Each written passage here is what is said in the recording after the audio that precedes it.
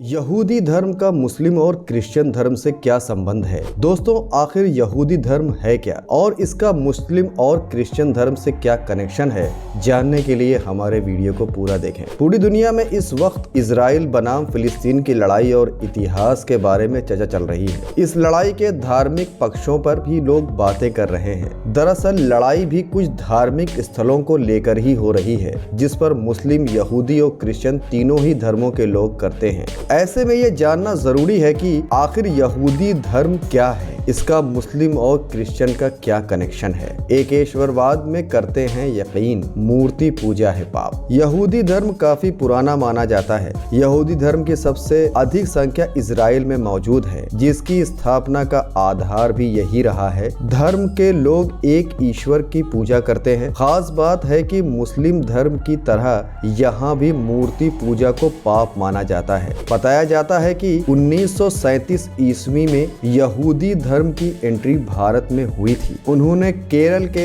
मलाबार तट के जरिए प्रवेश किया था। तब उनके राजा सुलेमान हुआ करते थे। हालांकि जब इजराइल की स्थापना हुई तो अधिकतम लोग वहां से चले गए। यहूदियों की धार्मिक भाषा इब्रानी है, जिसे हिब्रू भी कहा जाता है। प्रमुख धर्म ग्रंथ तनख है, इसे हिब्रू में ही लिखा गया है। वहीं जब इस धर्म ग्रंथ में क्रिश्चियन के बाइबल को शामिल किया जाता है तो उसे ओल्ड टेस्टामेंट कहा जाता है। यहूदी अपने देवता का नाम यहोवा बताते हैं। उनके मुताबिक यहूदियों के पैगंबर हजरत मूसा ने इस नाम का सुनाया था। इस्लाम और क्रिश्चियन से क्या है कनेक्शन? इन सभी धर्मों का कनेक्शन दरअसल उनके पैगंबरों से जुड़ा है। यहूदी धर्म की शुरुआत पैगंबर अब्राहम यानी कि इब्राहिम से मानी जाती है, जो 2000 ईसा पूर्व में आए थे। अब्राहम के पोते का नाम हजरत अली याकूब था। याकूब को ही इजराइल कहा जाता था। बताया जाता है कि याकूब ने 12 अलग अलग जातियों को मिलाकर एक पूर्ण राष्ट्र इजराइल को बनाया था। याकूब के एक बेटे का नाम यहूदा था। उनके वंशज को आगे चलकर यहूदी कहलाए। हजरत अब्राहम को यहूदी, मुस्लिम और ईसाई तीनों ही अपना पितामह मानते हैं। यहाँ तक अब्राहम से लेकर मूसा तक